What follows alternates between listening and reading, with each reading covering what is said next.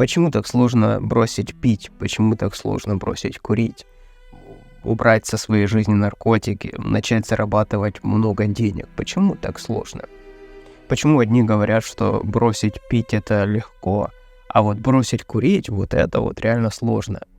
А другие наоборот, что бросить курить это вообще фигня, а вот бросить пить вот это вот реальная проблема.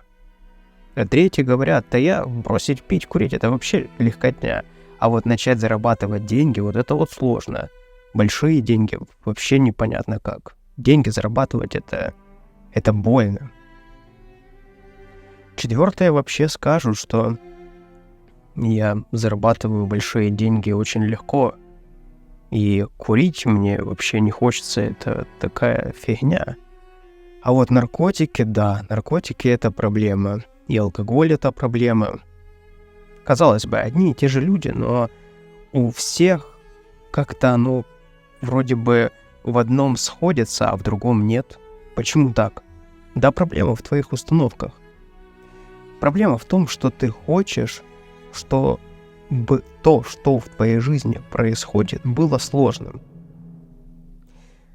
Окей, может, ты этого не хочешь, ну вот реально ты сейчас себя спрашиваешь, ты не хочешь, да, но если глубже копнуть, то откуда-то же это идет. Тебе кто-то объяснил, что зарабатывать деньги это тяжело. Кто-то доказал это. И ты из 10 вариантов заработка выберешь самый сложный, самый тяжелый, и там, где будет меньше всего денег. Почему? Потому что все остальные тебе покажутся лохотроном. Какой-то 10-й пункт, где будет очень много денег и очень мало усилий, и ты скажешь, ну это же лохотрон, я же здесь потеряю всю свою жизнь потеряю. А самый первый пункт, самый сложный, где меньше всего денег, ты скажешь себе, вот это мое. Потому что я буду здесь трудиться с утра до ночи, отдавать все. Отдавать семейное счастье, личное время, личное пространство. Буду приобретать вредные привычки, но я буду здесь точно, потому что здесь я точно абсолютно заработаю, потому что мне об этом кто-то когда-то рассказал, показал своим примером. Ну, понимаешь, о чем я, да? Это то же самое по поводу алкоголя, сигарет, да, по поводу всего остального. Почему ты считаешь, что бросить пить это тяжело? По всей видимости, потому что ты видел много ярких примеров, которые тебе объяснили, что пить нужно потому, что ты расслабляешься, потому что ты компанейский становишься, потому что да, дед пил, батя пил, и ты пьешь. Или бабушка пила, мать пила, и ты будешь пить. Ну, понимаешь? Это идет. То есть тебе взяли и объяснили, доказали на практике, что это сложно. И когда ты убираешь вредные от себя привычки, ты выбираешь, ищешь, пытаешься найти самый сложный, самый тяжелый вариант и убрать от себя. Попытаться убрать. Конечно же, у тебя ничего не получится, потому что как только ты будешь доходить до момента, что ты будешь осознавать, так это же легко, просто перестань это делать, на одну привычку поставь другую, вместо того, чтобы ходить там по пятницам бухать, начни там бегать по этим пятницам, или пойди в кино, или просто посиди дома, почитай книгу. Просто начни заменять вместо утренней сигареты на балконе, возьми, набери там чашку воды, выйди на улицу, выпей воды и там пробежись. Ты будешь выбирать самое сложное, самое тяжелое, и как только доходишь до того, что будешь осознавать, что это легко, ты будешь не легко, это тяжело, это сложно должно быть. Я должен, так прям бить будешь себя в грудь, рвать на себе рубашку и будешь доказывать, и это сложно, это тяжело, это должно быть тяжело, потому что не может быть все просто. Вот так ты будешь прям себе доказывать, стоять, распинаться. Ты будешь бояться признаться себе, что все эти годы, которые ты употреблял или употребляла, на самом деле можно было это все в одну секунду поменять. И груз этого будет давить на тебя, и ты будешь понимать, что нет, так легко это не может быть, и это не будет легко. Ты будешь себе и всем окружающим доказывать, что это тяжело и сложно. Предположим, ты такой решился или решилась, все поменяла, тебе начнет окружение доказывать, что это нелегко, что это невозможно, а ты будешь говорить, так нет, это легко. Я просто перестала это делать, и все. Моя жизнь начала улучшаться, я перестал терять, а начал приобретать каждый день, каждую секунду, каждую минуту с того момента, как я убрал от себя эти вредные все привычки. И тебе будут говорить, нет, ты не понимаешь. Это все не так работает. И буду тебя всеми способами затягивать в эту яму, в которую они падают, там, где уже пробивается неоднократное дно. Вот. И тебе будут доказывать. И докажут обязательно. Ничего себе. Решил вырваться из этого окружения, в котором уже все и так понятно. Пей, кури, там, наркомань, зарабатывай тяжелый день, и все остальное. Ну, так все ж понятно. Просто иди по плану и не выпендривайся.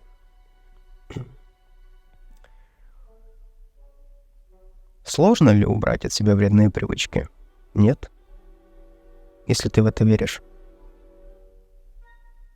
Легко ли убрать? Да, если ты в это веришь. Ты понимаешь, все то, что в твоей жизни находится сейчас, это и есть твое отражение. Сколько бы ты ни доказывала себе или не доказывала о том, что это все не я, нет, это ты. Вот сейчас пойди, посмотри на себя в зеркало, посмотри, в каких условиях ты живешь, посмотри на свое окружение, это ты.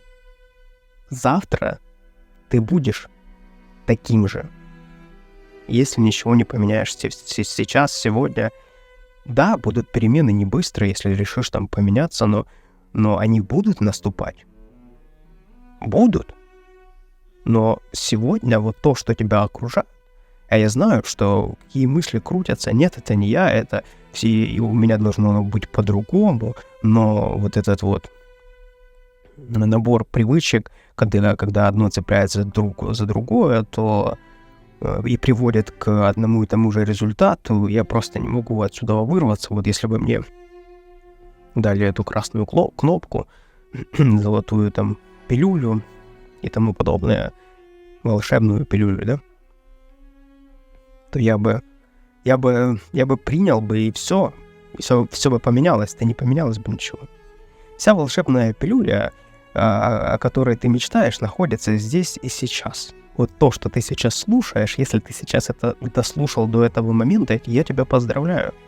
Ты дошел до этого момента, когда ты уже осознаешь, что что-то идет не так, но ты пытаешься схватиться за какую-то возможность.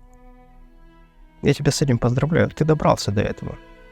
Если ты сейчас сделаешь то, что я тебе скажу, то у тебя все получится. Потому что получилось у меня.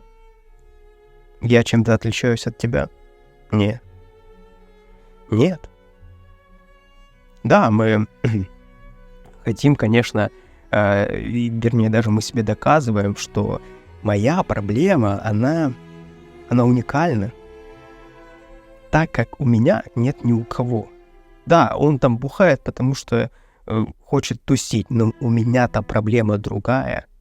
Меня там никто не понимает, или там и у меня наследственность, или я устаю, мне тяжело.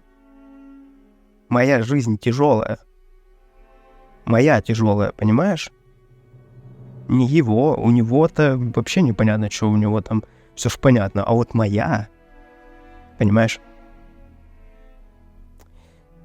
Зачем создавать велосипед? Я себе задавался таким вопросом, вернее, задаюсь таким вопросом постоянно, когда вхожу в какую-то новую нишу, в какую-то тему новую, где я хочу получить какой-то результат, я всегда смотрю на того, кто создает тот результат, который мне нужен. Я пытаюсь проанализировать максимально, узнать, как он это делает, и просто беру это и копирую. Когда я научусь уже это копировать, когда я уже понял, как это все работает, тогда я начинаю творить. Тогда я начинаю что-то добавлять, но уже на основу ту, где все понятно, как работает, где ясен механизм. Понимаешь? Я то, что наблюдаю, то, что я вижу, когда люди хотят поменять свою жизнь, но при этом всем пытаются найти что-то этакое, я объясняю себе только так, что человек не хочет ничего менять в своей жизни. Он ждет, что ему откуда-то кто-то даст какой-то рецепт, которым он воспользуется, а он им никогда не воспользуется.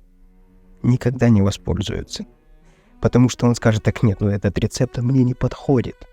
А в чем тут проблема? Как ты думаешь? Проблема заключается в нежелании. Вот как люди спрашивают, как помочь близкому человеку убрать вредные привычки? Да никак ты ему не поможешь, если ему это не нужно. Все просто. Ты будешь кричать, плакать, смеяться. Это не поможет, это наоборот усугубит. Это выбор человека. Выбор человека жить так, вот так, как он хочет. А когда ты пытаешься ему помешать жить так, как он хочет, он, наоборот, начинает еще больше за это держаться и отсекать всех тех, кто ему пытается помешать. В его случае это считается навредить. Ты считаешь, что это помочь, в твоей картине мира это помощь, а в его картине мира это навредить. А рецепт прост. В основе всего лежит желание. Ты можешь человека поддержать, если он хочет что-то поменять в своей жизни, ты можешь поддержать. Но ты не можешь на него повлиять без его желания. Да, временно ты можешь это сделать. Временно. Но это временно. А потом будут еще сильнее во все тяжкие. Так и пробиваются дно. Когда человек начинает пробивать дно, как правило, там за дном следует новое дно. И откуда берутся вот это дно? Откуда оно берется? Одно из — это помощь окружающих. Вернее, когда окружающие пытаются навязать другому человеку то, что ему хочется. И он всячески пытается сделать, чтобы эти люди к нему не мешали. И он даже и сам бы, может быть, уже убрал бы от себя все эти вредные привычки. Убрал бы. Но за счет того, что на него давят все остальные, что это нужно делать, он может просто стать в позу и кричать, что наоборот это ему нужно. Да, он, возможно, там с очередным дном поймет, что это ему не нужно, но это будет уже его выбор. Его конкретное желание. Каждый себе представляет, многие представляют себе, что человек, который пробивает дно, это уже спившийся бомж, который, все, уже человеческого облика нету. Это просто уже там животное, да? Вот такая картинка какая-то. Но на самом деле это не так. У кого-то это действительно такое дно. А у кого-то дно как-то нелепо выглядит после рюмки спиртного на каком-то мероприятии. И это для него будет дно уже, понимаешь? Тут сравнивать смысла никакого нет. У каждого свой путь. Каждый к этому приходит по-своему. Так или иначе, об этом задумываются все. Конечно же. Спроси у человека, хочет ли он убрать вредные привычки, он тебе скажет: конечно. Конечно. Все говорят да. А делать что-то для этого не. Завтра. Или с понедельника там. С Нового года начнем и тому подобное. Нет. Почему так? Почему? Потому что в этом в случае, когда человек находится в плену вредных привычек, у него все ясно, все понятно, что происходит. у него прорисован каждый день. Он знает, что он будет делать в пятницу, он знает, что он будет в субботу там отсыпаться. В воскресенье еще будет отходники какие-то ловить. В понедельник он будет как огурчик, там на работу уже пойдет, а вторник, среда, какую-то там среду, четверг уже опять будет ждать пятницу. Ну, в общем, у него все прорисовано. Все эти вредные привычки сильно укоренились, и вообще что-то менять что-то в жизни не каждый может. Или не каждый хочет. Может каждый, да, но не хочет не каждый. Почему так? Да потому что мы живем алгоритмами.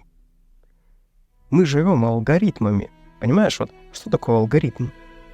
Вот тебе нужен хлеб. У тебя сразу в голове срабатывает алгоритм пойти купить в магазине хлеб. Если денег нет, то, соответственно, новый алгоритм там срабатывает, как-то их заработать, либо где-то занять. Ну, пойти хлеб купить, это понятно. Реакция на определенные там какие-то ситуации, на все алгоритмы есть, заложены в общество. Понимаешь? Это все заложено. Когда ты с новым сталкиваешься, то тут уже алгоритмов нету. И поэтому все боятся чего-то нового. Все боятся этого. Но одни действуют, создают для себя новые алгоритмы, их прописывают, а другие всю жизнь проживают в тех алгоритмах, которые заложены в обществе. Кем угодно. Властью, родителями. А родителям было заложено их родителями. А их родителями там это было заложено кем-то еще. И понимаешь, это все люди проживают, как им кажется, свободную жизнь, но она не свободная. Выбор был ли у тебя употреблять, курить сигареты? Был ли у тебя выбор? Да, в большинстве случаев этот выбор был сделан за тебя уже. Иначе бы тебя где-то в том обществе, которое для тебя было важным, тебя бы не приняли. Что касается алгоритмов, то, как ты понимаешь, что мы живем всеми этими алгоритмами, и когда создаются новые алгоритмы в нашей жизни, мы этого боимся. Мы не знаем, что делать. И вот когда ты находишься в плену вредных привычек, то как раз эти все алгоритмы работают против тебя. А чтобы новое что-то создать, это нужно пойти в неведомое. Так вот, я тебе говорю, чтобы, когда ты убираешь от себя вредные привычки, ты сразу начинаешь приобретать. Ты сразу начинаешь направлять всю свою жизнь, работать на тебя в плюс. В плюс. Ты в секунду начинаешь приобретать. Не теряешь больше. Сложно ли убрать от себя вредные привычки? Нет. Легко убрать от себя вредные привычки. Сложно ли начать новую жизнь? Нет. Легко. Все это легко. Только в это надо верить. Вера — это что-то такое неосязаемое, непонятное. Да вся твоя жизнь на вере построена, ты пойми. Вся жизнь твоя построена на вере. Ты веришь в то или иное. И исходя из этого ты действуешь. Ты можешь верить в то, что ты не встретишь свою вторую половину, так ты ее не встретишь, потому что она будет вот прям перед тобой маячить, и ты будешь говорить: не, это не оно. Не может быть такое. Вот именно таким образом и работает, как убрать от себя вредные привычки. Алкоголь, сигареты. Есть четкий пошаговый план действий. Этот пошаговый план действий я предоставил в закрытом клубе «Трезожники». Что для этого нужно сделать? Первое. Для этого необходимо окружение правильное. Второе. Для этого необходим фундамент. Фундамент, который ты себе пропишешь, на который ты будешь в дальнейшем опираться. Следующее. Нужен фундамент из дней, в которых ты будешь выполнять определенные действия, которые будут тебя укреплять в твоей новой жизни. Когда ты видишь результаты, свои результаты, когда видишь, тебе не нужно больше никакой мотивации. Ты конкретно чувствуешь, ощущаешь приход от своих действий. Я тебе хочу сказать, что наконец-то я тебе готов ответить на вопрос, как бросить пить, как бросить курить. как начать жить жизнью своей мечты? Простым ответом. Пожалуйста, переходи по ссылке в описании и инвестируй в себя. Вот, это то, что работает у меня, то, что работает у остальных, то, что проверено, конкретно проверено мною. Я сейчас не начинаю вести канал о финансах только потому, что я не дошел до той точки, в которой я точно понимаю, что все это работает наверняка и мною уже проверено. Вернее, те наработки, которые есть у меня сейчас, это точно они работают, но мне нужен конкретный результат, к которому я стремлюсь, и относительно ближайшее время это уже, это вопрос времени больше остается сейчас. И будет тогда у меня новое направление, это про финансы. Бедность — это вообще родоначальник всех вредных привычек. А я в этом всем вырос. Я вырос в семье, где денег вообще не было. Я в наследство получил долги, я в наследство получил проблемы, и с которыми их нельзя передать никак в наследство и на кого-то скинуть, а мне нужно было это все решать, и я это все решил. Один из пунктов — это было убрать от себя вредные привычки, потому что я понял в какой-то момент, что бы я ни предпринимал, вредные привычки, они мне все обнуляют. Много есть видео на канале, где я об этом рассказываю, но вот сейчас я об этом специально еще раз повторяюсь, для того, чтобы ты понимал, что я конкретный выходец из этого всего. Я конкретно понял, что вредные привычки, в моем случае алкоголь, сигареты, они все мои достижения, они обнуляли. Как только я убрал это все, то я относительно сразу же купил квартиру, купил машину, стал миллионером, стал инвестором, начал зарабатывать деньги с любимого дела. Это все произошло.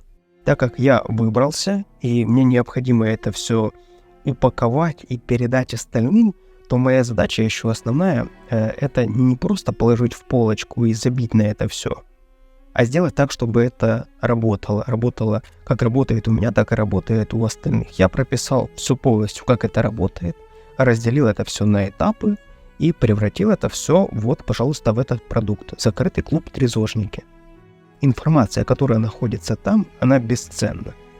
Она бесценна, потому что я бы даже не сказал, вот скажи честно, сколько ты готов или готова заплатить за успешную свою жизнь, за счастливую жизнь? Понимаешь, сколько? Где ты просыпаешься в твоей жизни, любимая твоя работа, любимое твое дело жизни, которым ты занимаешься, вокруг тебя любимые люди твои, которых ты любишь, уважаешь, которые также ценят тебя и уважают.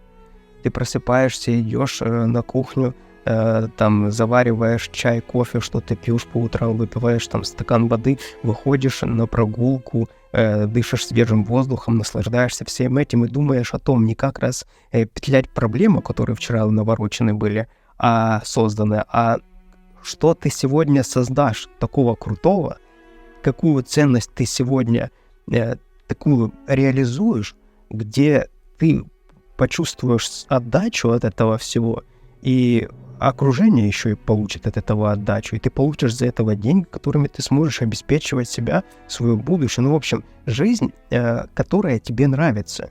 Это в фундаменте ты себе прописываешь. Это на втором этапе ты себе прописываешь в фундаменте, что ты хочешь, какую картинку ты хочешь видеть, чтобы ты конкретно к этому пришла или пришел. То есть нет такого, что я там навязываю тебе свою какую-то идею, вот так нужно жить. Это неправильно. Я тебе больше скажу. Цель всего закрытого клуба «Трезожники» сделать так, чтобы в конечном счете и ты и про трезожники забыл. Забыл. Все, пошел или пошла заниматься своей жизнью. Отказаться от чатов, отказаться от всех социальных сетей. Это тебе не нужно. Тебе нужно заниматься своей жизнью. Это та стартовая площадка, в которой ты, знаешь, создаешь себя, начинаешь заниматься самим собой, своей жизнью, инвестировать время в себя и получать отдачу. Я всегда говорю, как только ты убираешь от себя вредные привычки, в секунду ты начинаешь приобретать. Все начинает работать в плюс. Ты перестаешь терять. и начинаешь приобретать. И каждый твой день, каждый твой час, каждая секунда, она работает уже на тебя. Не против тебя, как было до этого, а на тебя. Ты создаешь эту картинку, прописываешь, кем ты хочешь быть, как ты хочешь быть, что должно быть в твоей жизни.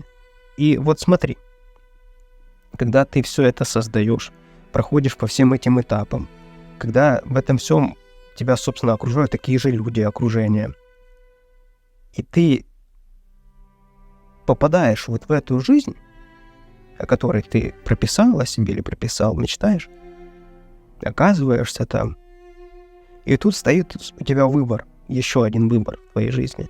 Возвращаться обратно в ту жизнь, вот та, где у тебя серость, безденежье, постоянные головные боли, проблемы, отсутствие здоровья, отсутствие нормальных взаимоотношений. И, в общем, где ты, что тебе объяснять, ты сам все прекрасно понимаешь. Или та жизнь, вот, которая тебе нравится, вот, которая конкретно тебя пушит каждый день к развитию. У тебя появляются в жизни новые увлечения. И смотри, в какой ситуации ты оказываешься. Допустим, сейчас взять. Ты пить, курить, наркоманить можешь, а не пить, курить, наркоманить. Ты не можешь сейчас, у тебя нету этого выбора, понимаешь? А спустя время определенное, когда ты окажешься в той жизни, о которой ты мечтаешь, и станешь перед этим выбором, у тебя там выбор будет. Потому что ты всегда знаешь, что ты в любой момент, ты знаешь путь, как стать неуспешным, как стать алкоголиком, как стать курильщиком, как стать наркоманом, ты это знаешь. У тебя уже есть этот опыт. И благодаря тому, что ты это знаешь, у тебя уже есть понимание, чего делать не нужно, чтобы скатиться обратно. Может ли миллионер стать банкротом? Конечно. Становится ли каждый миллионер банкротом?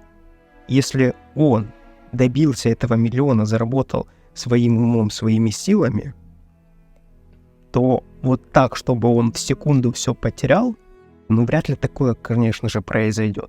Если вдруг такое произойдет, то он быстренько вернет этот миллион, а еще и, возможно, заработает 10, получив этот опыт.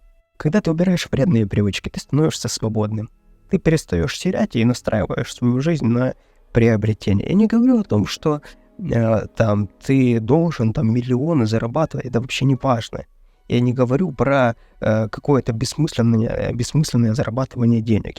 Я уверен, что у тебя есть определенная сумма, или если до этого не было, то вот сейчас теперь точно будет в твоей голове, которую, или когда ты пройдешь фундамент, когда ты вступишь в закрытый клуб, ты все это пропишешь себе, у тебя будет точное понимание, чего ты хочешь и какую сумму ты хочешь.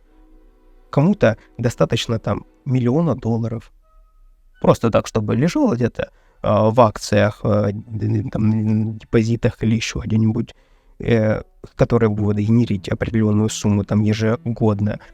И все, этого достаточно для того, чтобы обеспечить свое будущее. Кому-то больше нужно, кому-то меньше нужно, кому-то вообще ценность не в деньгах, и достаточно, чтобы был обеспечен быт, коммуналка, продукты и более-не-менее жилье.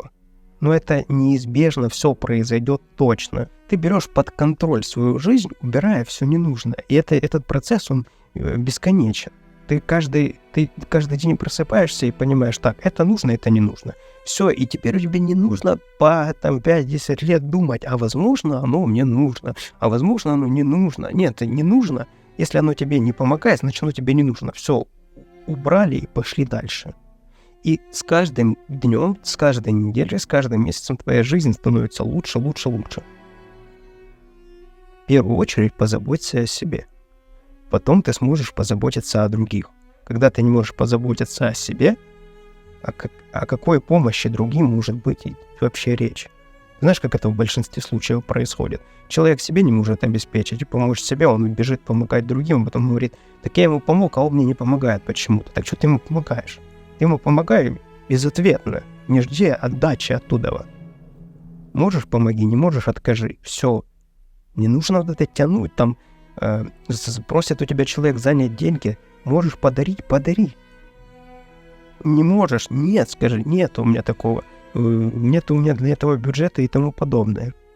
Ну, так это жизнь. Я просто это привожу в пример, такие банальные вещи, но я привожу тебе так, как начинает выстраиваться в дальнейшем жизнь твоя.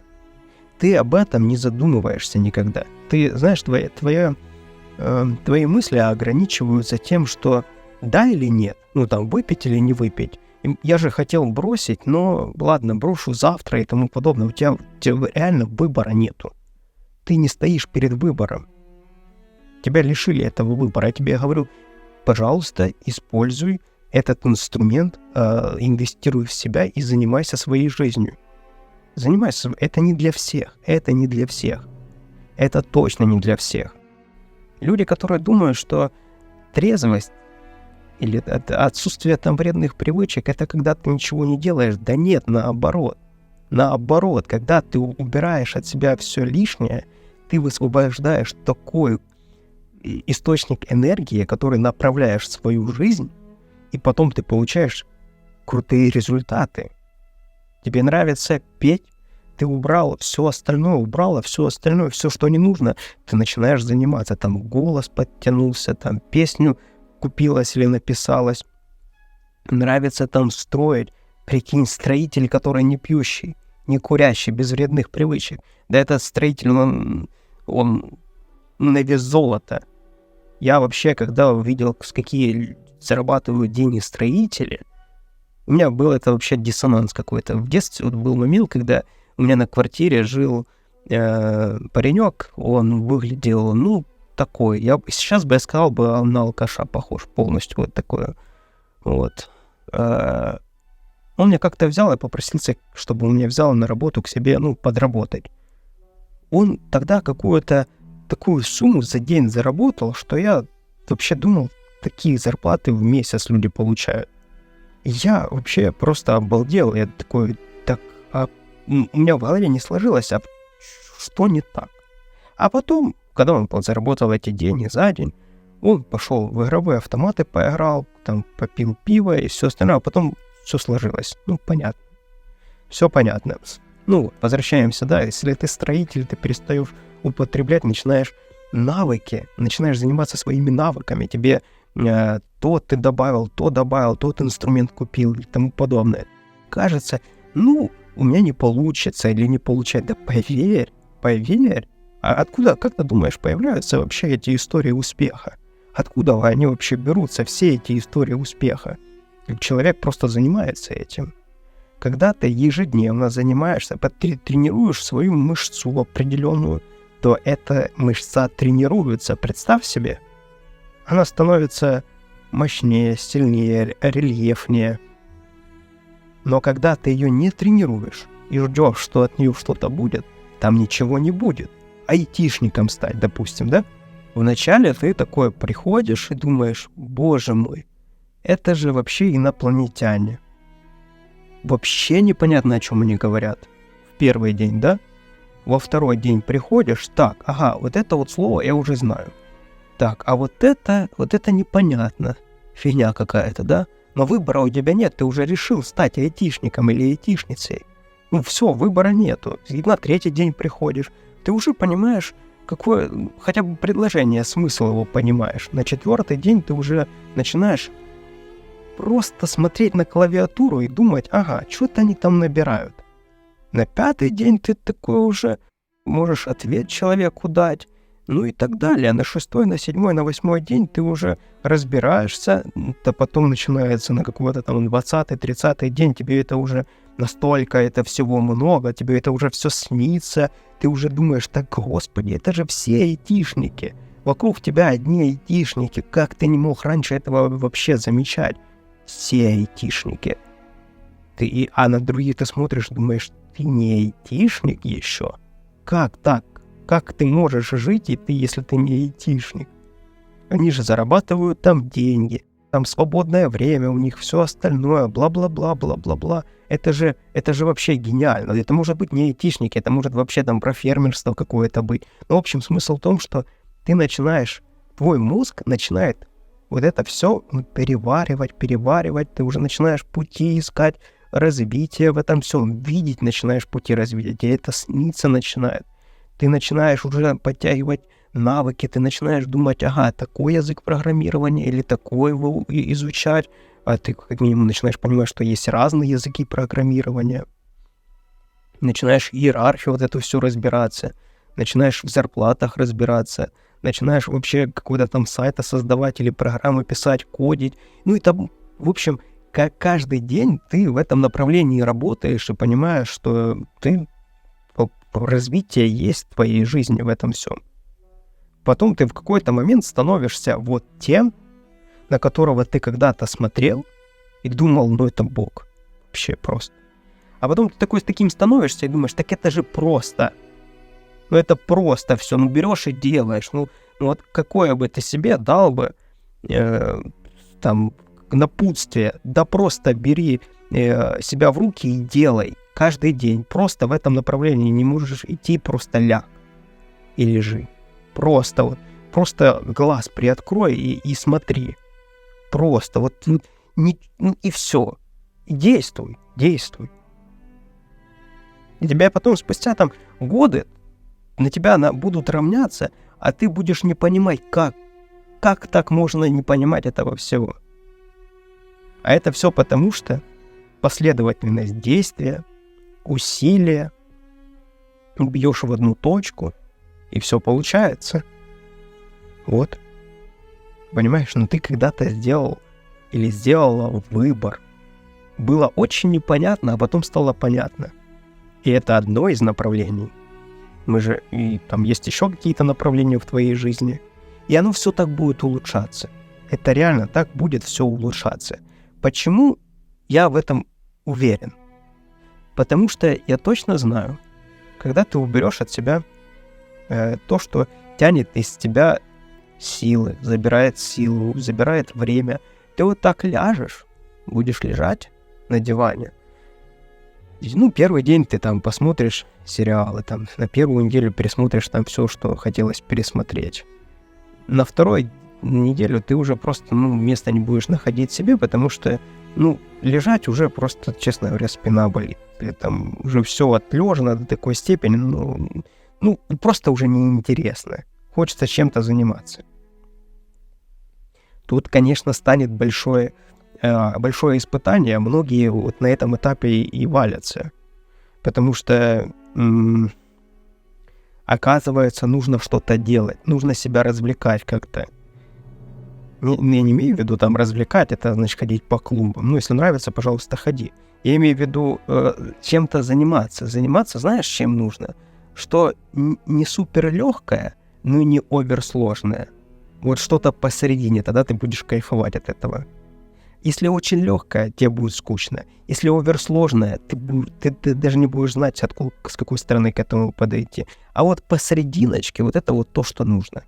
Вот это ты и усилия над собой предпринимаешь, и видишь результат этому, когда ты предпринял, напряг свои извилины, что-то реализовал, разобрался или разобралась, стало понятно, как это работает, вот это вот навык приобретается так. Вот так ты начинаешь работать, начинает работать твой мозг. Но когда это либо супер там низко, либо супер высоко, это не потянешь. Либо просто не высадишь, либо тоже не высадишь, потому что слишком сложно. А наступает момент, когда необходимо заниматься собой, заниматься своей жизнью. Но опять же, это все в фундаменте, это ты все прописываешь. Потом, после фундамента, когда ты себе видение, это все прописалось, ты переходишь в челлендж 30 дней, где каждый день ты получаешь задания, выполняешь это задание. Простые. Для тебя могут вначале показаться это сложные, а когда ты каждый день это выполняешь, очень легко и просто. Начинаешь искать свои сильные стороны, начинаешь усиливать свои сильные стороны и опираться на эти свои сильные стороны. Начинаешь не улучшать свои слабые стороны, потому что там сосед умеет делать то-то, и поэтому я тоже буду там учиться делать то-то. Нет, ты начинаешь такой слышать себя.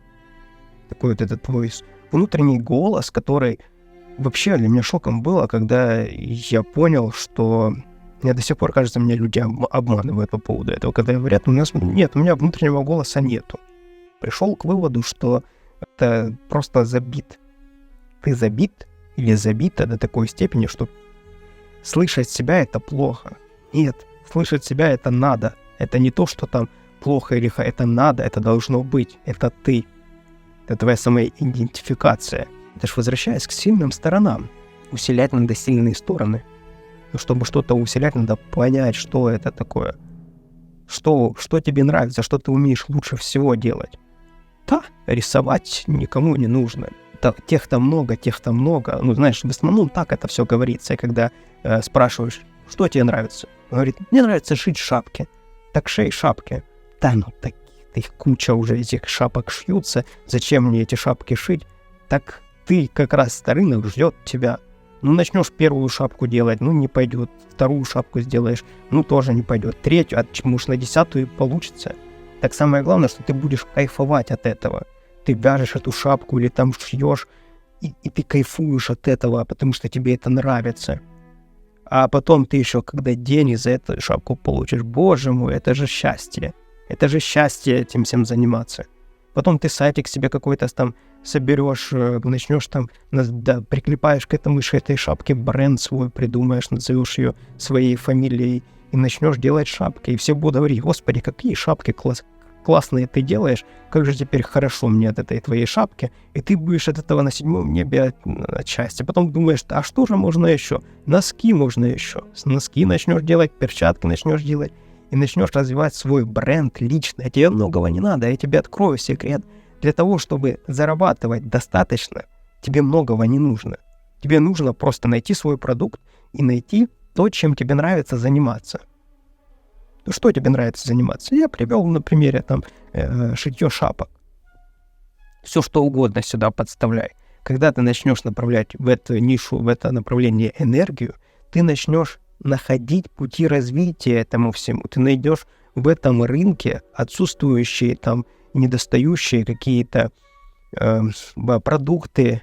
В общем, ты найдешь со своей колокольни обязательно что-то такое уникальное. Это не так сложно. Это невозможно, неподъемно, когда ты этим не занимаешься. Но когда ты этим занимаешься, это абсолютно реально. Абсолютно реально. Это даже, знаешь, как это не вопрос да или нет, это просто вопрос времени. Вопрос времени. Почему я об этом говорю? Да я такой же, понимаешь? Я через это все проходил, я через это все протаскивал людей. Я прекрасно понимаю, как это все работает. Надо мной еще там шутили, что я зашоренный. Так это навык. Зашоренный имеется в виду, когда лошадка там на ипподроме бежит, и ей шоры надевают. И значит, чтобы оно видело только впереди и не видело, что там по сторонам. Ну, то есть, типа, в коридоре таком идешь, так это навык. Это навык, над которым я работаю всю жизнь. Когда я чем-то занимаюсь, я занимаюсь этим полностью. Вот как сейчас я с тобой общаюсь, и я не играю там во что-то, ни чем-то еще дополнительным занимаюсь, я конкретно общаюсь с тобой. Всего остального в моей жизни не существует. Есть только ты да я. Но я сейчас понимаю свои сильные стороны. Я понимаю, что то, о чем я говорю, мне это легко. И настолько легко, что я по-другому бы, если бы я жил, то я бы считал бы, что, ну, раз это легко, так легко мне дается, то зачем на это вообще тратить свое время? Надо идти там идти сложно. Вот возвращаясь в начало видео, в начало нашего с тобой разговора, выбирать и самое сложное. Должен сейчас идти делать то, что вообще мне неестественно для меня, и тогда это будет норма. Ну, так это норма, получается, в жизни. В жизни у нас происходит. Ну, так работает, так живет большинство. Ты опираться должен не на сильные стороны там папы, мамы, дяди, тети, друзей, подружек, а на свои. То есть ты опираешься на себя. Чтобы понять, что это такое, да, необходимо себе позадавать вопросы. Так большинство, я тебе хочу сказать, что живет и даже не подозревает, что можно жить иначе как-то. Вот ты сейчас на этапе, когда ты такой, знаешь, смотришь в приоткрытую дверь и думаешь, блин, а есть там жизнь или нету? Вот я тебе говорю, есть. Просто там, где ты находишься, там жизни нету. Вот за той дверью, вот за той щелочкой, там жизни нету. А тут жизнь как раз-таки только начинается. И так большинство живет, когда они даже не знают, что можно не употреблять. Они дико смотрят на тех, кто не употребляет. Типа, те, кто употребляет, это норма, а кто не употребляет, так они больные. Возвращаемся к нашим сильным сторонам. Чтобы ими заниматься, необходимо время для этого. Время у тебя есть. Ты знаешь, откуда во время это высвободить, откуда высвободить эту энергию. Что для этого нужно сделать? Я тебе сказал, пожалуйста, заходи в закрытый клуб «Трезожники». Смотри, я честно сел и ответил себе на вопрос. То, что я сейчас имею, то, что другим кажется тяжело, имею ли я право это все закрыть и забыть об этом? И не дать этому жизнь. Я посидел и честно себе ответил, что я не имею права. Хочу помочь еще сотни, тысячи, десяткам тысяч людей. Убрать от себя вот эту проблему, которая для меня была проблемой тогда. Знаешь, как для меня дико было, когда я смотрю, нахожусь в этой проблеме, проблема у меня с алкоголем, сигаретами, денег нет, все, вообще полный набор, букетик. И я сижу, а вокруг меня такие же. Я уже точно понимаю, что это большая проблема, и отсюда нужно выбираться. А все остальные, это, для них это не есть проблема, для них это норма. И это, знаешь, ощущение такое, будто бы ты орешь со всей силы, вот так просто а все остальные, вот они глухие, и тебя даже не слышат. Слышат, ты что-то рот открываешь, да? Вернее, видят, они слышат ничего. И для меня тогда это было... это одно из таких прозрений, о котором я в этом сейчас, в этом общении нашем с тобой не затрагивал тему, это вообще отдельная тема. Это как про работу сам на себя. Это как дело своей жизни. Это у меня перед этим было за много лет, до вот этого осознания за много лет было у меня другое осознание по поводу того, когда ты занимаешься своим любимым делом. Просто на тот момент у меня про любимое дело, вот так вкратце расскажу, было так, что я вижу, что все занимаются нелюбимым делом, но основное свое время тратят на ту деятельность, которая им не приносит ни удовольствия, приносит одни разочарования, проблемы и немножко денег в итоге, что им позволяет обеспечить еле-еле семью и просто... чтобы осталось им на проезд, на пачку сигарет, обратно вернуться на эту же работу. Вот. И когда я понял, что норма это для меня, это когда ты занимаешься любимым делом, то я понял, что... В общем, я про то, что чувства были одинаковые. Я потом начал заниматься любимым своим делом, и не одним, а ряд таких. Это отдельная история, я не сейчас, не в этом видео, потому что очень долгое получится. Будет желание... Пиши в комментариях, я обязательно об этом расскажу. Вообще у меня в планах сделать отдельный канал по финансам. И это не за горами, скажем так. Да. Вот такое у меня было осознание по поводу вредных привычек. А оказалось, спустя время, что действительно в этом есть большая проблема. И стоило мне по сути, я сам с собой общался на протяжении года на Ютубе. Примерно так, год-полтора, то есть какой-то отклик на Ютубе у меня получился где-то год-полтора. Вот я реально увидел, более не менее, что это действительно многих трогает. А за 5 лет, вот уже более чем 5 лет, я просто, не то что в этом убедился, 1000 раз в этом убедился и понял, что это действительно большая проблема. И опять же понимаю, что я должен себе, не кому-то а должен себе дать путь для таких же, как я тогда, людей, которые хотят убрать от себя вредные привычки, стоят за дверью, смотрят в щелочку, в маленькой темной комнатке на огромнейший, прекраснейший мир, я считаю, что я должен этим людям протянуть руку и дать возможность, не сделать за них, а дать возможность показать, что есть другая сторона этого всего, где это не сложно и не сквозь зубы, где ты не держишься, где ты наоборот, где ты получаешь наслаждение от того, что ты себя не травишь, где ты кайфуешь от этого, где каждая секунда, каждая минута, каждый час, каждый день, каждая неделя, каждый месяц, каждый год, он работает тебе в плюс. Он работает на тебя. Где та твоя жизнь — это опыт. Это не набор ошибок, и теперь с этим не знаешь, как это забыть. А это тот опыт, благодаря которому, опираясь на который в том числе, ты есть сегодняшний или сегодняшняя. Невозможно игнорировать и нельзя игнорировать тот предыдущий опыт. Иначе у тебя не получится ничего в дальнейшем. Люди стараются забыть о том, что было, будто бы этого всего не было, и то не ты, то ты. Выполняя определенный набор действий, определенно действуя, то ты будешь получать определенные результаты. И ты знаешь, что нужно делать, чтобы не получать те результаты. Или наоборот, что делать. И тот предыдущий опыт тоже на тебя работает. И тоже он в плюс. Как заработать 1 000 000? Да нужно сначала 1 000 000 этот потерять. Понимаешь? Вот тогда ты точно поймешь, что работает, что не работает.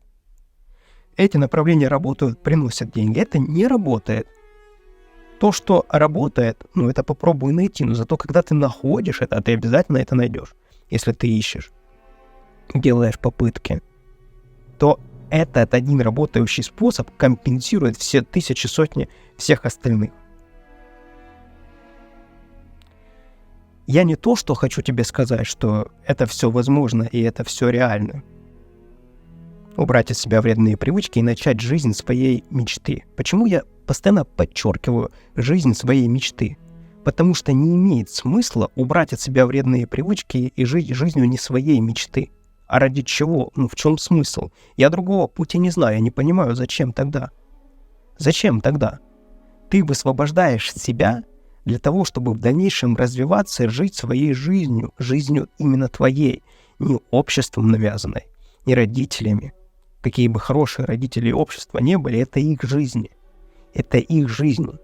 А твоя жизнь, она твоя. Тебе нужно заниматься своей жизнью. Себя укреплять.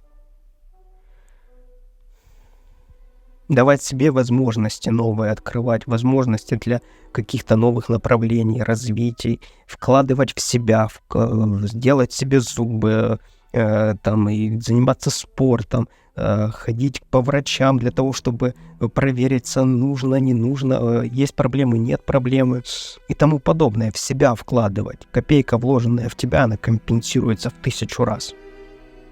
1000 раз. И только с вредными привычками копейка, вложенная в тебя, она тебе дает минус миллионы.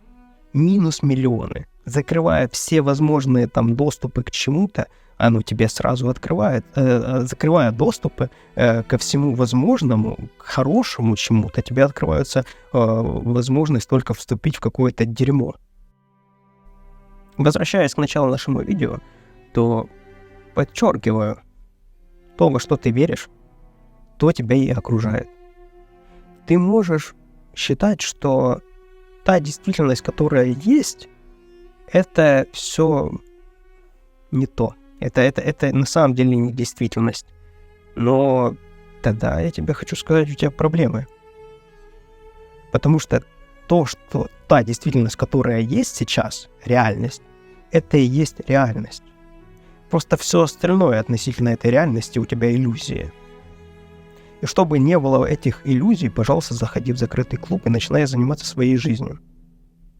Начинай заниматься своей жизнью, прописывать себе фундамент, на который ты в дальнейшем будешь опираться, проходить 30-дневный челлендж, спустя который ты сделаешь себе здоровье, начнешь понимать свои сильные стороны, начнешь понимать, чем ты хочешь заниматься, и кучу-кучу всех остальных еще таких мелких вещей позакрываешь, которые каждый раз раньше откладывались, и самое главное, ты получишь окружение себе в этом всем, и пойдешь строить, заниматься своей жизнью.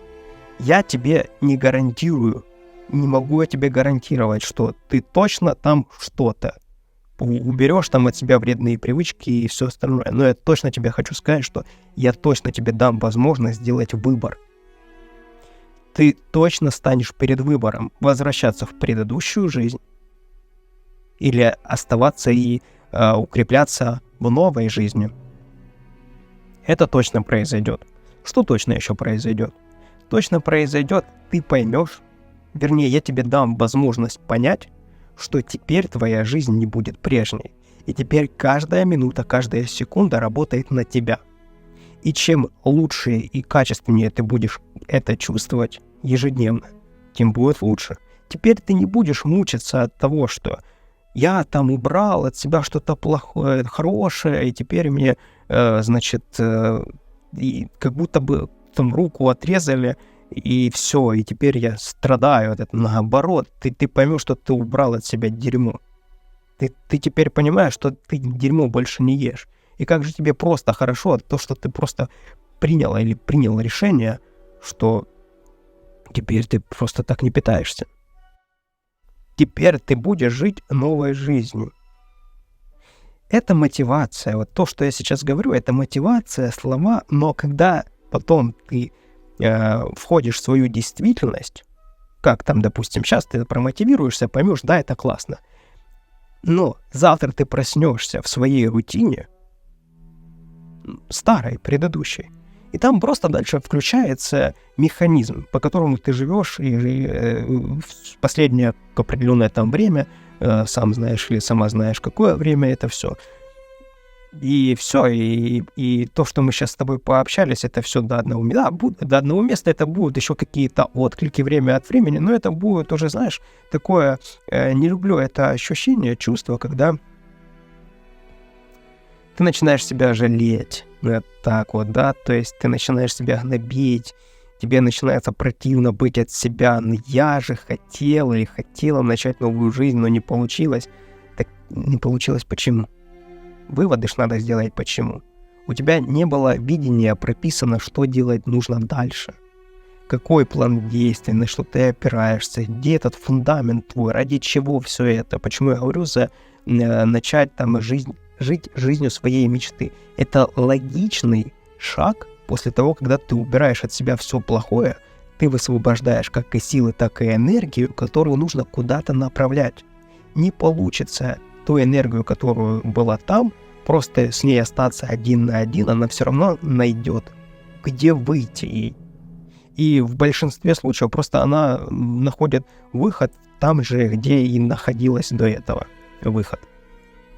А жить жизнью своей мечты, это означает про пример айтишника, да, когда ты начинаешь, или про шапки те же самые, когда ты начинаешь направлять свою энергию как-то в определенное русло, контролируемое, и начинаешь получать от этого результат. Почему я хотел убрать от себя вредные привычки? Потому что я хотел быть независимым, это раз, свободным, это два, и третьим, чтобы у меня был выбор. Сейчас у меня есть выбор вернуться туда, обратно, либо продолжать жить жизнь своей мечты. 3 этих пункта. Я не мог раньше сделать выбор этого там, не пить, потому что я был зависим. Еще хочу чуть-чуть пообщаться с тобой по поводу жизни твоей мечты. А когда ты еще по поводу жизни своей мечты пообщаешься с кем-то, более того, скажу тебе, скорее всего, ты и не найдешь времени сам с собой пообщаться, потому что это же, как я буду просто так общаться на эту тему сам с собой, думать, что там будет происходить, зачем это нужно, это бессмысленная трата времени и тому подобное. Нет. Самое главное, чтобы ты сейчас вынес или вынесла отсюда, это ты есть у себя самое важное, самое ценное и самое главное. Если ты не начнешь ценить себя, никто не будет ценить тебя. Это никому не нужно. задача и цели каждого — это работать с самим собой, улучшать себя, работать над своей свободой, работать над своим там богатством, успехом, самоутверждением, реализацией самого себя. Это норма, это должно быть нормой жизни. Я думаю, что, скорее всего, ты на этапе, когда это не то, что не норма жизни, это вообще какие-то матерные слова я только что рассказывал. Но если это так, если это близко к этому, то я тебя поздравляю, ты очень на верном пути. А если для тебя это не матерные слова, а норма жизни, я тебя еще вдвойне поздравляю и только вперед. Только вперед. Никогда ты не проиграешь на этом пути. Никогда. Все остальные будут смотреть на тебя и спрашивать, как? А ты будешь отвечать, да легко, просто действуй в своем направлении. Просто подумай, чего тебе нравится. И если обычными простыми словами, да, сказать, что делать, просто посмотри, что тебе нравится, и начни это делать. Вот смотри именно в этом направлении. И опирайся только на основное. Это нравится, не нравится, нравится, не нравится. Это тебе делает лучше или это делает тебе хуже? Точно да или точно нет? Все. И иди в этом направлении.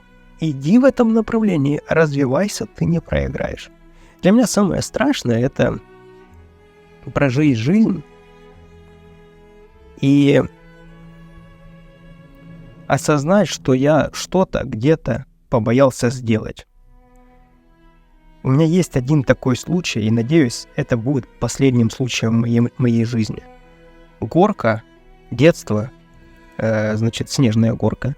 Катаемся мы на санках, и там есть такой пригорок, и там такой пригорок, и пенек стоит. То есть ты спускаешься, заезжаешь на этот пенек, и оказывается, типа трамплин такой высокий. Да, это реально там высоко было. И, все мы там прыгали, многие, вернее, прыгали с этого пригорка, а я побоялся. Я такой стою, и я понимаю, что, страшно, короче. И я не съехал оттуда. И до сих пор не съехал, понимаешь, в чем дело? Мне уже 32 года, прошло уже, 20 с лишним лет, а я все еще не могу оттуда съехать, потому что я не могу туда вернуться никак. Даже сейчас я съеду, но это будет уже абсолютно другое. Понимаешь, о чем я говорю? Я рад, что такой урок я получил с самого детства. Я не хочу еще дополнительные какие-то вещи подобного рода иметь в своей жизни. Там, где страшно, надо идти.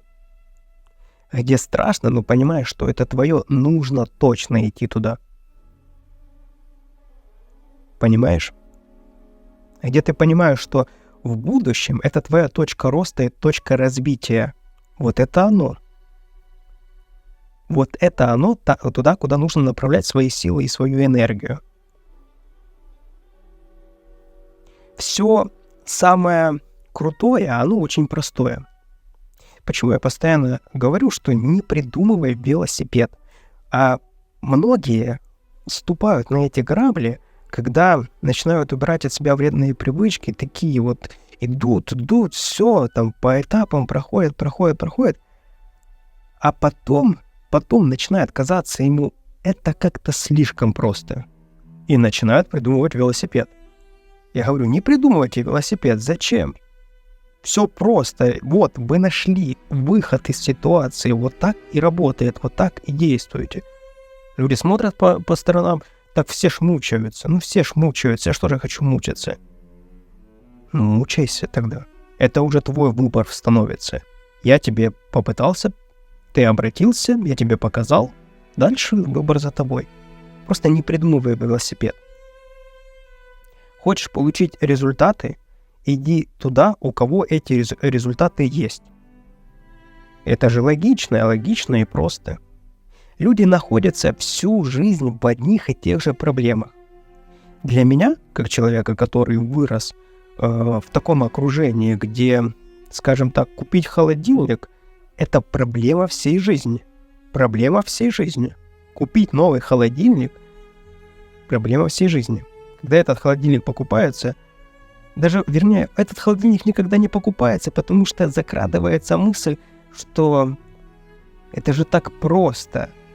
Но я же так долго мучился из-за того, что отсутствие этого нового холодильника, и это какое-то преуменьшение всех тех прожитых лет. Нет, я дальше буду мучиться. Человек хочет и нравится ему петь, но ему просто кто-то сказал в его жизни: ты плохо поешь. И этот человек оказался достаточно весомым аргументом, чтобы человек пошел работать грузчиком на стройку. Или на склады. Понимаешь? Я знаю, что такие люди, которые начинают заниматься своей жизнью, у них нету... Они, как правило, занятые, и у них нет времени на каким-то там бессмысленным, группам, чатам, где они там просто сидят, трещат ни о чем. Нет, они занимаются, идут своей жизнью.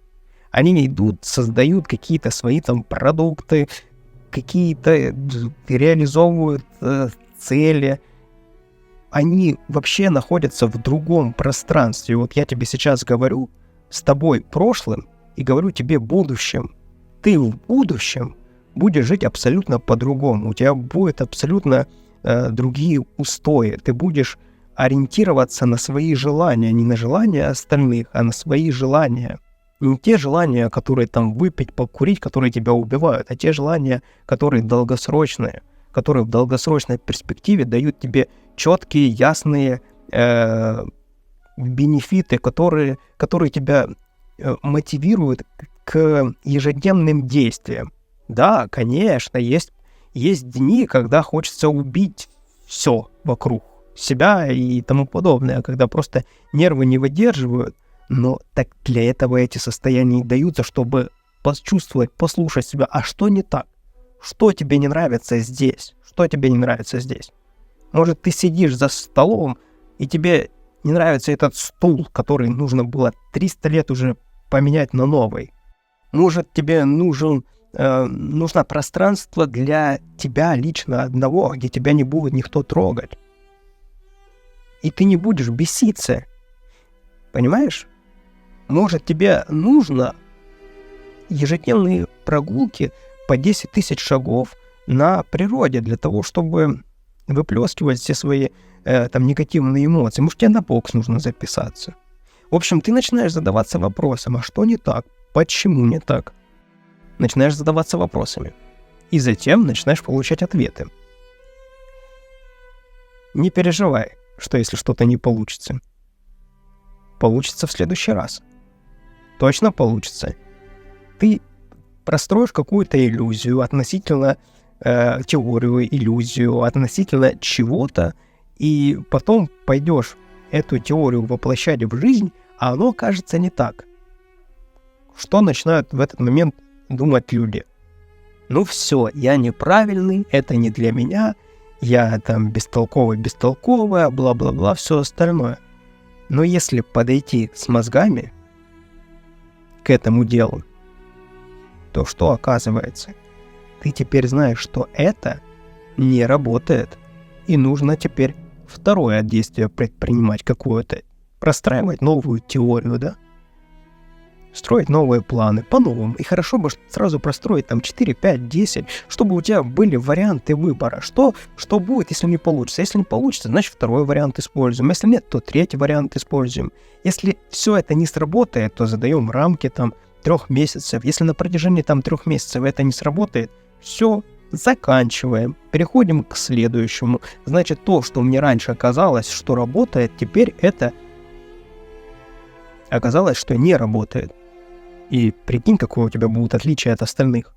Остальные, другие люди, которые не хотят предпринимать действия и просто текут по течению, которое им определили другие, в твоем случае ты будешь знать точно, что это не работает. А они будут думать будут, что это работает. И будут на каждой пьянке, на каждой тусовке, в каждой удобной случай рассказывать о том, что вот, было бы у меня больше времени, я бы вот это реализовал бы и стал бы миллионером. Но смысл, я думаю, у тебя ясен и понятен в том, что ты начинаешь работать на себя, в себе, в своей жизни начинаешь работать, двигаться и приобретать. И я сейчас вспоминаю вот ту жизнь, в которой я получил достаточно опыта, чтобы понять, что мне это не нравится. Я вспоминаю, что там все сложно, там так все сложно как-то. Настолько все сложно, что все заканчивается какими-то обычными вещами, типа там попить пиво, покурить сигареты и тому подобное. То есть кажется, что зарабатывать деньги, это... все объясняют, это невозможно. И ты смотришь по остальным и понимаешь, что реально невозможно. А допускают одну и ту же ошибку, идут туда, там, где денег нет. Ты хочешь заработать деньги, иди в том направлении, в ту нишу, где есть деньги. Там, где конкретно ты можешь заработать деньги и масштабировать это все. Ты хочешь найти свою вторую половину, но ищешь не там. Понимаешь? Или наоборот, ты не понимаешь, что ты ищешь. Как ты можешь найти то, чего ты не знаешь, что ты ищешь? Оно же может быть перед тобой постоянно, но ты для себя или не определила, или не определил, что ты хочешь. Каким должен быть этот человек? С вредными или не с вредными привычками? Добрый или там злой? Значит, понятно, что хороший должен быть человек, но этого мало. А более того, тебе хочу сказать, что когда ты нарисуешь картину вот этой второй своей половины, то задай себе вопрос, а ты соответствуешь вот этой второй половине своей будущей? Когда я себе нарисовал эту картинку, описал, я понял, что я не соответствую этой картинке. Я тогда начал работать над тем, чтобы соответствовать. И хочешь, тебе раскрою один секрет? Когда я начал этому соответствовать, и у меня была четкая картинка, что я хочу, какого человека я хочу видеть рядом с собой, о боги, этот человек появился. Прошло с тех пор где-то 5-6 лет. 5-6 лет. Много это или мало? Я знаю точно, это немного. Для того, чтобы найти того человека, с которым ты готов жизнь прожить до конца, это немного. Я ради такого человека был бы готов всю жизнь ждать, если бы мне не повезло встретить его раньше.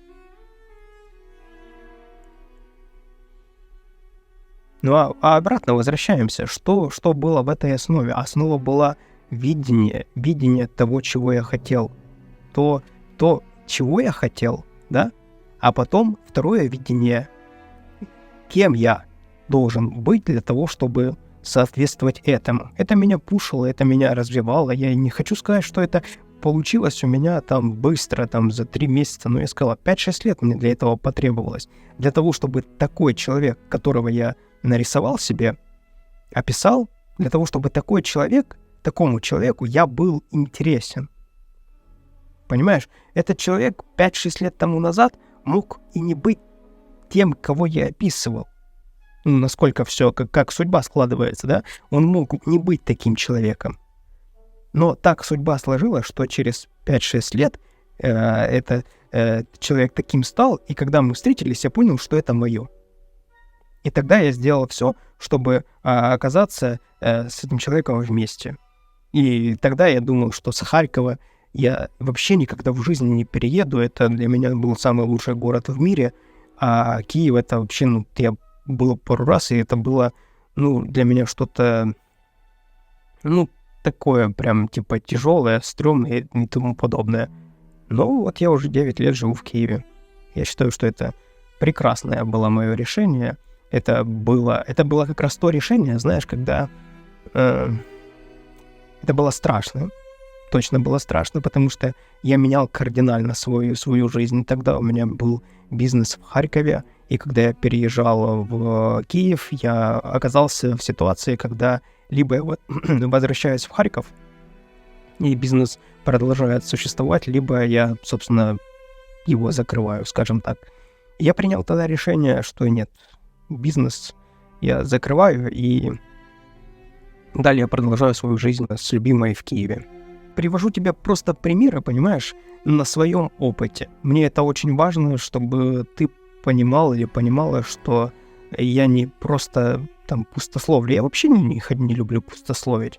Я не трогаю никогда те темы, в которых я не разбираюсь. Не трогаю.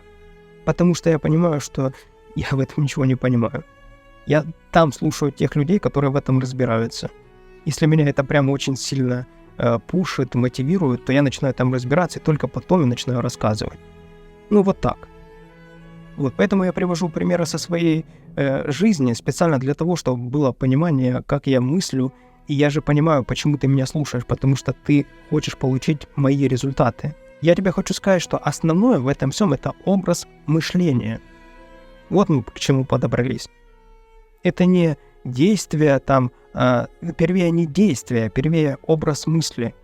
Образ мысли, который опирается на фундамент, которым ты руководствуешься. Не для каждого трезвость, не для каждого успех, не для каждого... Ну, что такое успех для меня? Давай тебе объясню. Успех — это когда то, что ты нарисовал, наметил себе, ты это способен превратить в жизнь. То, что начинает потом жить в твоей жизни, и ты способен ту картинку, которая находится внутри тебя, реализовать снаружи. Вот это для меня успех. И, конечно же, когда ты от этого получаешь удовольствие и истинное наслаждение. Когда ты каждый день по нему проживаешь и понимаешь, что это твоя жизнь. Вот ты просыпаешься и спрашиваешь себя, это моя жизнь? Я так хочу? И ты отвечаешь себе, да или нет. Если нет, значит, надо что-то менять. Если да, значит, надо улучшать. Это же тут нету в этом всем, знаешь, такой точки, в которой ты приходишь, и все. Теперь я там прожил жизнь, или там пришел к чему-то, и теперь я понимаю, как это все работает, и дальше что-то там прострация, ничего не происходит и тому подобное. Нет. Нет. Просто ты становишься такой машиной продуктивности в своем направлении. Мы тут не соревнуемся. В своем направлении ты становишься такой машиной, за которой все остальные следуют и задаются вопросом «как это ты делаешь?» Ну, просто живу своей жизнью, делаю то, что мне нравится. Конкуренты на тебя смотрят и копируют твои действия, которые ты уже реализовал или реализовала, и спустя 3 месяца они только как копируют. А ты уже на этапе, когда у тебя там куча новых проектов в голове, и они просто всегда на там 30 ступеней позади тебя. Потому что ты живешь своей жизнью, а они пытаются жить твоей жизнью. Подходим к инстаграмам, к социальным сетям. Сноси нафиг. Они тебе не нужны, эти социальные сети. Думаешь, там что-то это для тебя значит? Нет. Это, скорее всего, это только приносит тебе разочарование, перестаешь верить в себя. По сути, один негатив. Начинаешь себе объяснять, что социальные сети — это же там поток информации и тому подобное. Ты себе задавай вопрос. В моей реальности это что-то значит или нет? 99,9, значит, ты ответишь, что нет, конечно. Нет. А если что-то будет значить, и ты столкнешься с этим в жизни, то, поверь мне, и ты и без социальных сетей спокойно с этим справишься. У людей на сейчас беспрецедентный случай, когда имеют доступ люди ко всей информации мира. То есть ты имеешь доступ ко всему, что ты хочешь сейчас достигнуть, ты имеешь доступ сейчас ко всему. Тебе достаточно задать правильные вопросы. Но по факту мы ходим все по алгоритмам. Как социальные сети, алгоритмы социальных сетей работают. Они работают о истории твоих просмотров. Тебе понравились видосы с собачками, тебе социальные сети будут накидывать собачек. Тебе отреагировал на какой-то там жестяковый контент, тебе больше жестякового контента будет сыпаться, и ты будешь думать: господи, в мире одна жесть. Привожу тебе в пример то, что социальные сети по факту только забирают у тебя времени. Я понимаю, что тебе нужно от себя сейчас убрать вредные привычки. Вот такой контент приветствуется. Ты конкретно понимаешь, что тебе что-то нужно, и я тебе сейчас даю готовое решение. Сейчас мы с тобой просто общаемся, но я тебе уже сказал, что готовое решение твое — это закрытый клуб «Трезошники». Заходи, проходи по этапам от и до, не выдумывая велосипед, и у тебя все получится, ты получишь результаты. Жить жизнью своей мечты, я повторюсь, не каждый может. И не каждому это нужно, к сожалению. Хотя я считаю, что это нужно каждому. Если каждый будет жить жизнью своей мечты, человечество от этого только выиграет. Понимаешь? Быть плохим — это легко. Там не нужно над собой никаких усилий, потому что там все понятно. Это как наркотики, да, и сигареты, и алкоголь, это все легко. Это все легко употреблять. Но только нету там результатов позитивных. Я сейчас уже начинаю понемножку понимать, как капитал начинает работать на тебя.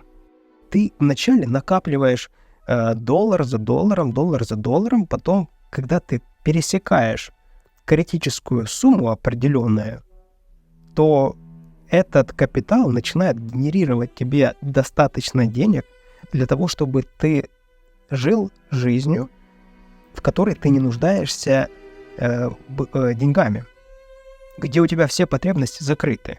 Коммуналка, продукты, вот я считаю, и тому подобное. Вот я для себя принял решение, что моя сейчас основная цель и задача — выйти в режим, когда у меня будут все базовые потребности в финансовом плане закрыты. Закрыты путем капитала моего. Я сейчас работаю на капитал. Перед этим я понимал, что мне нужно для того, чтобы собрать капитал и не потерять его, мне необходимо убрать от себя вредные привычки. Я очень последователен в этом плане. Я до сих пор и дальше, и не то что до сих пор, я всю жизнь так планирую. Затем у меня в дальнейшем есть планы, которые буду в дальнейшем уже озвучивать. Но это все последовательно. Видишь, на протяжении 5 лет я последовательно иду к своей цели. Знаешь, у меня есть такая картинка в голове. Представь себе, слева летит там, с определенной скоростью, допустим, там 1000 километров. Вторая ракета летит и со скоростью 800 километров. Смотрит на вот эту ракету, которая летит 1000 километров, и понимает, что ей нужно нагнать еще 200 километров, чтобы сравняться с ней. И для этого необходимо больше усилий приложить. Начинают прикладывать больше усилий и выравниваются. И потом они начинают там лететь с одной скоростью, и потом у этой ракеты, которая справа, ей хочется быстрее. И она начинает лететь еще быстрее, но в таком случае она теряет эту ракету слева, которую, и становится перед выбором. Либо ей спускаться вниз или скидывать скорость для того, чтобы они летели с одной скоростью, а тут еще оказывается, что левая ракета начинает еще скидывать скорость. Понимаешь? Это я про окружение. Я думаю, ты понял или поняла уже про аналогию с окружением. Тут ракета слева еще начинает скидывать, и тут перед логичным выбором становится ракета с правой стороны. Тут ей что делать? Ей либо отказываться от своей цели, к которой она стремится, и ориентироваться на вот эту вот ракету слева, на свое окружение, либо забить и идти заниматься своими делами. Вот надо забивать и идти заниматься своими делами. И дальше, собственно, идти и лететь там со своей скоростью, подтягиваясь уже к остальным, более там мощным, более сильным. И главное, чтобы это было по твоей траектории, по твоему пути. По вот такой аналогии в моей жизни очень много было таких людей. Я в какой-то момент держался за этих людей. Это, опять же, проблема про окружение. Люди, которые хотят убрать от себя вредные привычки, но боятся потерять окружение. Вот не бойся. Если ты выбираешь путь вот человека, который стремится к своей цели, это даже не потеря своего окружения. Это высвобождение места для новых людей в твоем окружении. На примере, знаешь, когда ты общаешься с одним человеком, и в какой-то момент перестаешь с ним общаться, тебе кажется, все, у тебя больше не будет на месте этого человека. А потом находится более, скажем так, качественный человек. Человек, с которым у тебя больше интересов пересекается. А вначале казалось, что если ты потеряешь вот этого человека, то все, на этом будет все. Та ситуация, в которой ты сейчас находишься, мне она известна. Я понимаю тебя полностью. Поверь мне, если бы я тебя не понимал, ты бы отключилась или отключился бы давным-давно от этого общения. Но если ты сейчас это слушаешь, значит, ты в правильном месте. Я тебя с этим поздравляю. В самом начале для меня мечта была, что я найду решение своей проблеме, найду решение. И тогда подобному себе, подобному мышлению, которое было у меня тогда, я дам план действий. План действий, как из того мышления попасть в этот образ мышления. И я тебя поздравляю. Мне на это потребовалось 5 лет. И дальше это все продолжается. Но сам путь этот весь, что нужно для этого конкретно сделать, мне это известно. Я это все оформил, структурировал в закрытом клубе «Трезожники». Это лучшая инвестиция в себя. Если бы я себе задавался вопросом вот тогда, что мне нужно для того, чтобы решить свой вопрос, чтобы попасть в ту жизнь, о которой я мечтаю. И если бы мне попался бы вот этот видос, я бы сэкономил себе кучу времени. Это время, которое я тебе высвободил благодаря этому, отправляй это время работать на тебя в будущем, но уже в новых направлениях. Ты победишь. Вот эти все вредные привычки ты уберешь от себя. У тебя поменяется жизнь, наступит новая жизнь, о которой ты мечтаешь, над которой ты поработаешь обязательно. Но обязательно у тебя наступит такой момент, когда в какой-то отрасли, в каком-то направлении ты взломаешь код и поймешь, как это работает. И я тебе искренне рекомендую структурировать и оформить это, и передать этот опыт другим. Для того, чтобы другие в таком случае сэкономили свое время, те избранные, которые будут близки к тебе, они сэкономят свое время, они будут благодарны тебе, и они точно так же пойдут в какое-то новое направление, взломают там код и поделятся с остальными. И таким образом мы зациклим такую интересную, игру взаимовыручки, взаимопомощи, когда одни помогают другим, друг другу близкому по духу. Если ты сейчас пришел к выводу о том, что, убрать вредные привычки, это действительно просто. Я тебя хочу с этим поздравить и хочу тебя поддержать, собственно, своим продуктом, который создавался специально для тебя. Заходи, welcome. Я в очередной раз хочу тебе сказать, что это будет лучшая твоя инвестиция. Я точно буду поднимать цену входа, потому что порог входа с каждым годом будет повышаться. Будет все тяжелее попасть для того, чтобы логично отбирать лучших из лучших. Потому что мне важен внутренний настрой закрытого клуба. Мне важно, какие мысли у людей, потому что это как мой дом. Хочется общаться и нужно общаться именно с людьми, которые тебя вдохновляют, которые вдохновляются тобой, и от которого вы получаете энергию для свершения, для достижения своих целей, где ты наполняешься, а не где ты теряешь и только приходишь в какие-то негативные мысли. А моя задача сделать счастливым себя и сделать счастливыми людей вокруг себя. Кстати, есть еще ссылка в описании, отзывы и истории трезожников. Зайди, посмотри. Я от этих историй вообще просто кайфую. Я понимаю, что я вот ради этого это все и делаю. Когда я вижу, когда человек там спустя там 300 дней, 150 дней, там 2 года, 3 года там пишет историю о том, как он убрал от себя вредные привычки. После этого я хочу еще больше делать в этом направлении. Хоть один человек поменяет свой вектор направления в своей жизни в лучшую сторону, реализует что-то, что создаст его там жизнь мечты, все, да и ради этого это все. Те деньги, которые ты зарабатываешь вот на том этапе, на котором ты сейчас есть, это самые тяжелые деньги. Самые тяжелые деньги, самые дорогие деньги для тебя, правильнее даже сказать, потому что те деньги, которые ты сейчас вот зарабатываешь, и их направишь в себя, инвестируешь в себя, в свои знания, в свое мышление, вот это спустя определенное время, это компенсируется многократно.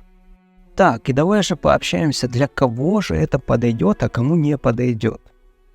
Это точно не подойдет для тех, кто не хочет работать над собой. Это точно не подойдет для того, кто ищет волшебную пилюлю. Точно, вот прям точно не подойдет.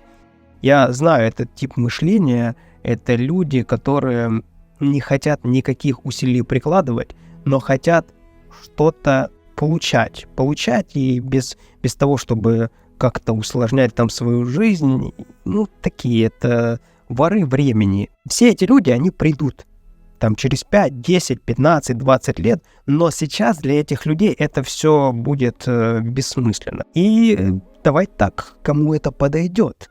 Подойдет тому человеку, который хочет поменять в своей жизни что-то конкретное, который способен действовать, который хочет действовать. Ты же получишь экономию времени твоего. То есть я тебе экономлю лет 5, 7, 10, а может и вообще в целом даю тебе возможность таким образом поменять свою жизнь. Может, уже такого случая и никогда и не будет. Разные ситуации бывают. Но это точно экономия времени. Это тот метод, который я сформировал для себя. Я же его на себе сначала сделал, все то, что сработало конкретно у меня. Я все попробовал. 21 день, как там рассказывается, привычка там прививается, это все бред собачий. Это все попробовано. Там все эти, куча всего перепробовано. Прежде чем у меня получилось убрать от себя вредные привычки, я прошел длинный путь, о чем я рассказываю все и на канале «Дневник утра». И, то есть, это выжимка конкретно то, что сработало. Конкретно то, что работает у меня. Это не домыслы там, это не то, что я там прочитал книгу, и читал я много книг, и легкий способ бросить пить, и легкий способ бросить курить, и, ну, в общем, тонны информации. Я когда начинал убирать от себя вредные привычки, это сейчас уже более, как мне кажется, более развито все это направление. Но тут очень много спекуляции. Куча чатов, где тебя делают просто, знаешь, каким-то сектантом. Ну, сектантов. Куча, наверное, оно было всегда, может, мне просто повезло в это все не попасть, но сектантство в этой теме, ох как. Поэтому я и подчеркиваю, что самая важная цель этого всего, цель закрытого клуба, чтобы в конечном счете ты убрал от себя зависимость от социальных сетей, чтобы твоя трезвость, чтобы твоя новая жизнь, она была твоя, никому другому не принадлежала, никакому чату, никакому методу, никому всему остальному. То есть это инструмент, которым ты, ну как инструмент, допустим, там, как лопата, да? Ее можно разными способами использовать, но смотря что тебе из этого нужно получить. Если нужен конкретный результат, используй ее по назначению. То же самое и здесь. Экономия твоего времени, структура, четкая структура, оформление, окружение. Это для тех людей, которые ищут возможность. Хотят найти возможность как? Хотят сэкономить время. Хотят окружить себя теми, у кого это получилось. Хотят получить опыт от того, у кого это получилось. И у которых за трезвостью, за тем, как они уберут вредные привычки, есть что-то дальше. Люди делают основой своей жизни всю жизнь убирать вредные привычки. Бросать пить, бросать курить, и наркоманить, лудоманить и тому подобное. Но на самом деле это одно из на пути к твоей главной цели. Главная цель твоя — это создать условия, создать жизнь своей мечты. И эта мечта, она будет твоя преображаться. Понимаешь? Это два разных мышления. Два разных мышления. Одно мышление, когда ты мучаешься, тебе плохо, ты хочешь там пить начать или там еще что-то, курить и тому подобное. А другое, когда ты высвободил это все, когда ты кайфуешь от того, что тебе не нужно больше этим заниматься, когда твоя жизнь наполняется позитивом, есть и какие-то негативные стороны, но негативные стороны, они превращаются в решение этих негативных ситуаций, и в итоге ты получаешь опыт, на который в дальнейшем опираешься. Вот что такое проблемой становится. Если у меня проблемы, если, вот я себе сейчас задаю вопрос, у меня таких проблем больше не существует, которые были тогда, потому что я их не решал, я их накапливал. А сейчас есть ситуация, даже проблема, это, видишь, у меня не поворачивается язык это называть проблемой. У меня есть определенные ситуации, в которые меня не устраивает результат. Я беру эти ситуации и, собственно, изменяю и получаю другой результат до тех пор, пока не получу мне необходимый результат. В общем, ты прививаешь к себе в образ мышления человека, который живет, понимаешь? Не пытается жить, не копирует там кого-то, а находит свои сильные стороны, опирается на них, усовершенствует их, и далее развивается, начинает доверять себе, обращает на свои чувства внимание, обращает внимание на свое личное пространство, начинает устанавливать свои личные границы и тому подобное. То есть конкретно, когда ты занимаешься собой, своей жизнью. Вот для таких людей, которые хотят вот такую жизнь, вот для них вот этот закрытый клуб. Все, что нас сегодня окружает, это прекрасные инструменты для того, чтобы сделать хорошую, комфортную, счастливую свою жизнь, затем жизнь своего окружения, своих близких. Занимайся собой, работай над своей жизнью, и все у тебя обязательно получится. Все получится, верь в себя. До связи в трезожниках.